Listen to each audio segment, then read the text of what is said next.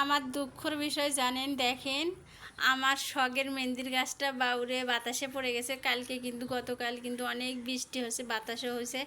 আমি যদি বৃষ্টিতে ভিজে পড়ে যেতাম তা মনে হয় এত কষ্ট পেতাম না।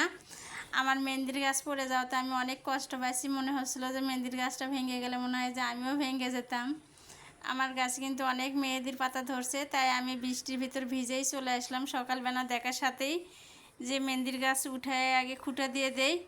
তা বৃষ্টি পড়তেছিল, তারপরেও বৃষ্টির পড়ার করি নেই, যে ভেজার ভয় করি নেই, যে আমার গাছ আগে বাঁচান লাগবে। এই জন্য একটা লাঠি নিয়ে চলে গেলাম, গাছের গোড়াত লাঠিটা পুঁতে দিচ্ছিলাম, আর বৃষ্টির পানি পড়তেছিল। গাছটা কিন্তু অনেক ভারী, অনেক মেহেন্দি ধরছে পাতা।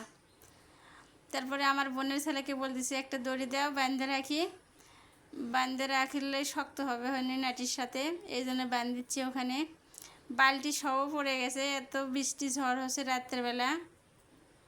সব জায়গাতে মোটামুটি বৃষ্টি হয়েছে, এখনও এখানে বৃষ্টি হতেছে।